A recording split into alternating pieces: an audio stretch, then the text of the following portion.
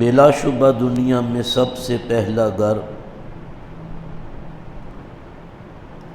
جو اللہ کی عبادت کی غرض سے لوگوں کے لیے بنایا گیا تھا وہ یہی ہے جو مکہ مکرمہ میں ہے۔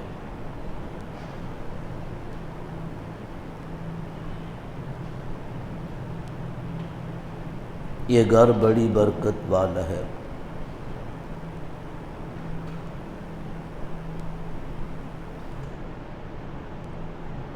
روئے زمین کے بسنے والوں کا مرکز ہدایت ہے۔ اس میں رب العالمین کی قدرت کی بے شمار نشانیاں ہیں جو بالکل واضح ہیں، اور یہاں جناب ابراہیم علیہ السلام کا مقام عبادت بھی ہے۔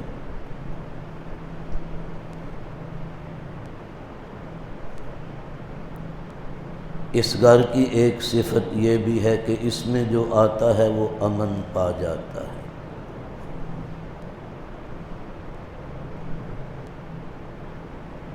اب لوگوں کے ذمے یہ اللہ کا حق ہے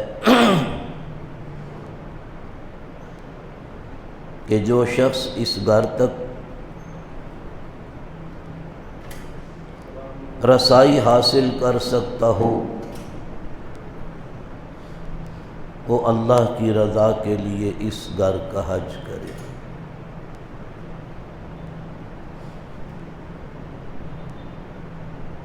اور جو شخص اس حکم الہی کا منکر ہے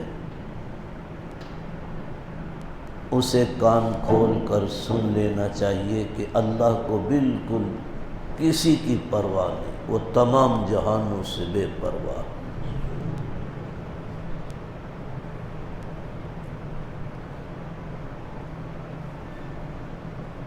بزرگان محترم، برادران عزیزم، گزشتہ اجلاس میں آپ سن چکے کہ طوفان نوح میں طوفان کے آنے سے پیشتر بیت اللہ شریف کو اٹھا لیا گیا تھا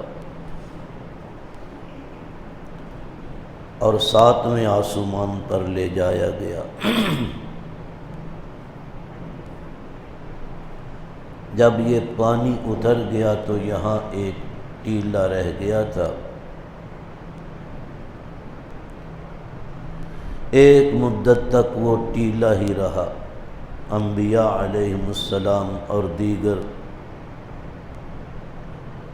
ان کے امتی آتے اور اس ٹیلے ہی کا طواف کرتے تھے، چونکہ اللہ کا گھر تھا، وہی جگہ ہے، اسی کا طواف ہوتا، حج کیا جاتا۔ چونکہ میں نے عرض کیا تھا کہ حج انسان کی خدا پرستی کا بہت پرانا قدیم طریقہ ہے۔ اس کا آغاز جناب آدم علیہ السلام سے ہوا۔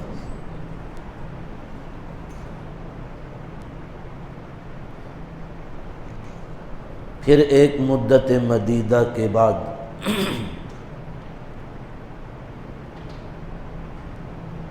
جناب سیدنا ابراہیم علیہ السلام کو حکم دیا گیا اور نشاندہی کی گئی کہ اس جگہ کی کھدائی کرو۔ تفصیلات پیچھے آپ سن چکے ہیں۔ کھدائی کی گئی، نیچے سے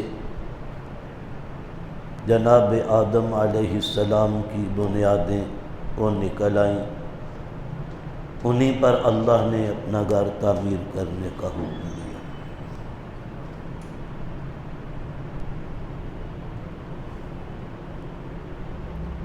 آدم علیہ السلام جب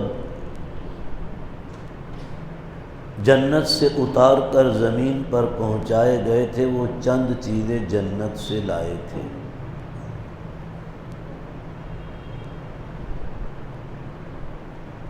اس میں ایک وہ پتھر بھی ہے جسے ہم حجر اسود کہتے ہیں۔ اسود کہتے ہیں لغت عرب میں کالے کو، لیکن شروع میں یہ کالا نہیں تھا، بالکل سفید چمکدار پتھر تھا۔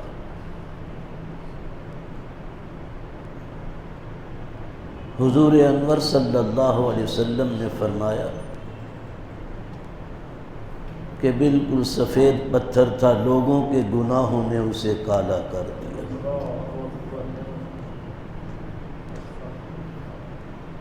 چونکہ گناہ کا مزاج تاریک اور کالا ہوتا ہے، نیکی کا مزاج روشن چمکدار اور سفید ہوتا ہے۔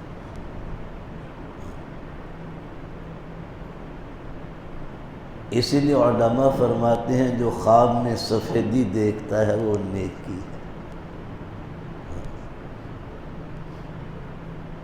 تاریکی کا دیکھنا گناہ ہے۔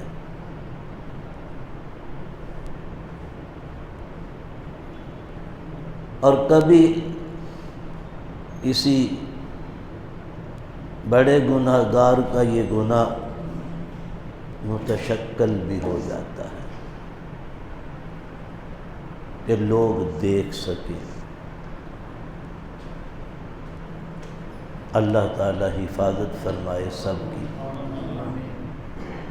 وہ ستار العیوب ہے، عیبوں پر پردہ ڈالنے والا ہے، لیکن کبھی کبھی وہ اظہار بھی کر دیتا ہے۔ ایک قافلہ دوران سفر ان کا ایک آدمی مر گیا۔ ان لوگوں نے اس کے لیے قبر کھودی، جب دفن کرنے لگے تو اندر سانپ۔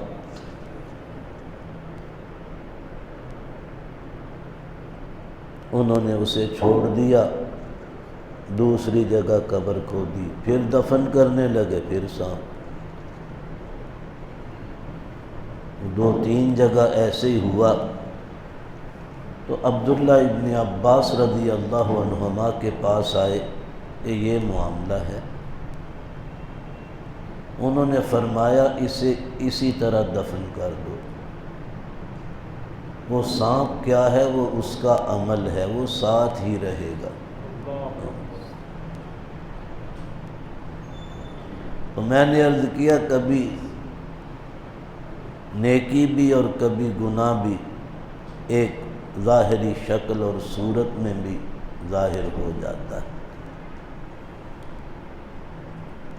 یہ پتھر بالکل سفید تھا، جنت کا پتھر ہے،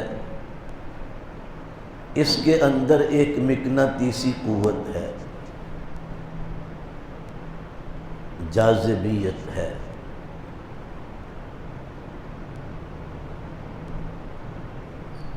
جو اخلاص کے ساتھ اس کا بوسہ لیتا ہے اللہ کی رضا کے لیے، یہ اس کے گناہوں کو چوس لیتا ہے۔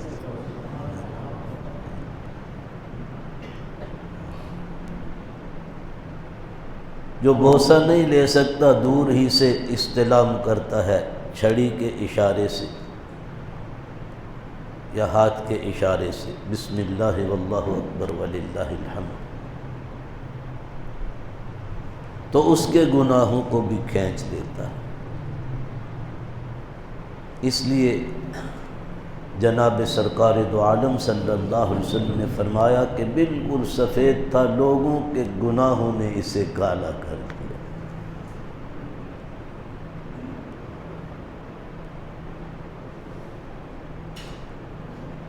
آدم علیہ السلام جب زمین پر اتارے گئے تھے تو وہ جزیرہ ہے سری لنکا، انڈیا کا ایک جزیرہ تھا۔ اماں حوا اتاری گئی تو وہ مقام ہے جس کو ہم کہتے ہیں جدہ، جدہ دونوں تلفظ ہیں۔ جدہ کہتے ہیں دادی کو، چونکہ سارے انسانوں کی وہ دادی ہے۔ ہاں جی، جناب ماں کہہ لو تا بھی ٹھیک ہے، دادی کہہ لو تا۔ آدم علیہ السلام نے اپنا ابا کہہ لو، دادا کہہ لو، تے دادیاں دا بھی دادیاں دا دادے۔